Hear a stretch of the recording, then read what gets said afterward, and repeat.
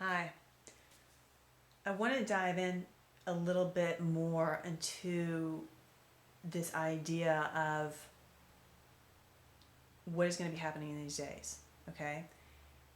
Because, first of all, as God is filling his temple, which I described in the previous video, okay, about a little bit about what that entails, that means his spirit is coming here in a fullness, all right? So that's changing the dynamic and the ways that people come to him. Okay, we're entering into a new realm, a new way of interacting with God and the Spirit. And one thing that's very important is to understand is that God is holy and he is righteous and he is pure. And if you're holding on to corruption, you cannot partake of that spirit. So don't be deceived. Right? Nothing that is corrupted comes into the kingdom of heaven. Do not be deceived. Okay? But this is what's here is this great cleansing and purging that's available to everyone, right? So that they can become part of and partake of that spirit. Spirit is going to be poured out on all flesh. Death is going to be consumed by the spirit of life. Okay, that will be the victory. But the victory is the faith. Okay, so this is what I'm going to dive into. When you have sin in your life, the flip side of sin is shame. And a lot of people don't understand this because their sin is tempting, it seems desirous, some of it, not all of it, right? And it's something that they want, it's something they feel like they have to give up. There's something about it that seems desirable. That's the illusion that's been put over what it really is, which is death. Okay? It's like that you've taken a dead corpse and you've put these nice clothes on it and makeup and all this stuff to make it look like it's alive. Okay? But it's death in disguise. That's what that sin is. So the flip side of sin is shame, because shame is what you feel when you go against God. That shame is the result of feeling that death in you. And when you start, and a lot of people, again, have put so many idols so that they don't feel their shame, because it is the worst feeling. So you just want to cover yourself. Like Adam and Eve. The moment they felt that shame, they wanted to be covered. And that's what people have done. And I've said that those idols are decaying. And that's why you want to start seeking to know that perfect love, because it's that perfect love that heals the death, that heals the lies that feed the death, and thus it heals the shame. Okay? So when shame is removed out of your life, that means there's no more sin in your life. Okay? That means the seed of God within you has grown and it has filled you, and the fragrance of that new tree of life and the fruit is filling everything, so that there's nothing of death that's left in you. That's another way of saying that you shed everything that's of the flesh. Okay, the lust of the flesh, the pride of life, the things of this world, it's all fallen away from you. And and when you've come into that point of that kind of purity, where you're not abiding in all those things that you once did, but you've been purified, the renewing of your mind and your heart, you're getting that heart of God. It's because what that feels like is all you desire is the perfect love. And so every time something comes into your life that's not of it, you let it go. I mean, it's not even an issue. There's no desire for sin. There's no desire, because it's been fully revealed to you. You have the eyes of light.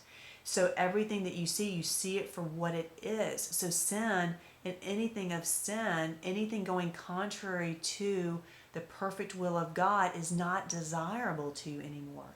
You desire to love perfectly, and that's it. And that's when you come to that purified state. That's when you're getting that capstone upon your temple, that this vessel in which God will dwell, is when you get into that state in your spirit, that's all you want, and your life has shown that. Because if that's really want, then you have made dramatic changes in your life for perfect love. You've cast out images, you have made changes, you've removed harm and cruelty out of your life. You, and above all, you have such a humility because you do not in any way ever want to step out of the will of God. That is your deepest desire. And you know what? When your delight is in Him, He gives you the desires of your heart. This is our faith. This is faith that's our victory. Faith, what you're moving into when you abide in that perfect love, is your faith becomes circular. So you have absolute trust in God's faithfulness, that as you trust Him, that you do not want anything but that perfect love. You are trusting Him that that's exactly what He's doing in you and through you. And so you're trusting in Him, and He's being faithful in giving that promise to you. And you trust that, and you know that because you've walked with Him and you've seen it. This is why standing on the rock is so powerful, because when you've walked in the truths of God, when you walked in His righteousness, you see that they're real, you see that they're alive, you see that they really change your life inside out. So when you have that promise that He gives you, you know it's real in your life, and that's your victory. Because in that trust, that's where He can give you the fulfillment of that desire, because you trust in Him. How many times in the Bible it says, if you trust me? And trust is a hard place to come with God, because there's been all these false images of Him. Okay, and one I was just talking about with the Bible itself, how it's created this absolute different image of God, right? This came out of that death, pit, flesh, carnal mind interpretation. So to come and to really trust God of the perfect love is a journey. Okay, but once you get into that place, you have this circular faith, and that's what defeats death, because you know He's creating life in you.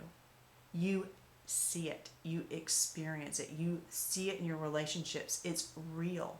It's not just something that you believe. It is, which a lot of times people, their belief in God is in vain. Okay, that's when they use His name in vain. That just means they don't really believe. Okay, they believe in some fantasy, and they think that some theory or fantasy or outside belief can somehow deliver them.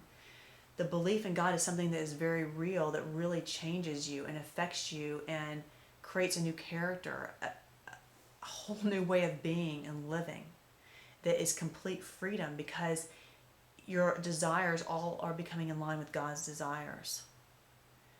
Okay, so this whole concept of when you get to that point, you have no more shame, because that Spirit of God would never, He's now in you, and He's not going to draw any shame to Himself. That's how you can stand unashamed. That is how you stand before God. That's how you stand. You have no more fig leaves, no more idols. All of them are gone.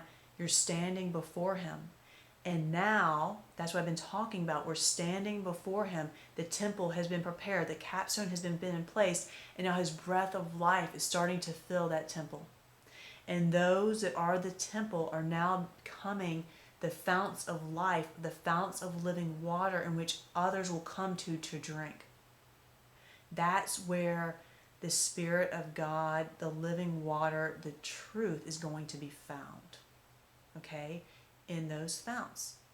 And that's how it spreads. People can drink of that. You give people a cup of cold water, you're giving them part of that living water. And that living water can come into their soul and start working and purifying and cleansing. Okay, that's how this time of regeneration is occurring. So it's very important to understand how you can come to a place of no shame when you come to a place of no sin, because that's the flip side. Sin creates the shame. So if you experience shame in your life, know that you are still bound in sin. Okay, but once you have that Spirit of God in you, just like John said, I think in 1 John, is that you now have no more sin. And that is why, because his seed's in you. Where he's dwelling, there can't be sin. There can be no shame, because he's not going to do anything to create, because now you're letting him create your reality that would create shame. So shame can't exist, do you see? And shame is the flip side of sin. And you also see that because you have no desire for anything contrary to the will of God. That is your utmost plea, desire. And that is when you start having, when that heart in you is for that perfect love, and you see it in every circumstance. You know, in every circumstance, with every person, you want to love them perfectly. When that is your desire, the person on the street, the person in the store, you know, when you're driving in your car, the people in your household, everyone you want to love perfectly. Okay? That's when you know that that heart has been turned from stone to flesh, the heart of God, because God is love and he loves perfectly. So when that is your utmost desire, that you can say with all honesty, integrity, and sincerity, and you see it in your life, then you know that you have that heart. And it's a matter of time before all your life comes into harmony with that heart, because that's what that heart's going to be creating. It's like it started to pump, and now it's going to be pushing that lifeblood into your life, and it just keeps expanding out. Remember, because you have no walls, no boundaries. You're letting God create what he wants. You're letting him fill that love perfectly. And in that process, you're gaining the understanding of how to abide in that love perfectly, and how to let that love, it just flows through you, because there's nothing blocking it. Okay, because that is your will, and that's been your purification. So it's very important about this shame. So be aware of that shame in your life, okay? And if you feel it, know that it's coming because there's sin there. And desire to love perfectly. And so when you spend time with God, write and reflect and ask yourself, how can I love perfectly? Where is this shame coming from that's causing me not to do that? And that Spirit of God is the perfect love. So once you desire to love perfectly like that, that Spirit's going to start leading you. It's a leading now that's happening for those who want to be led. Okay? If you don't want to be led, then you're just going to be bouncing around in that shame that's starting to come forth. Okay? Because it's the flip side of sin.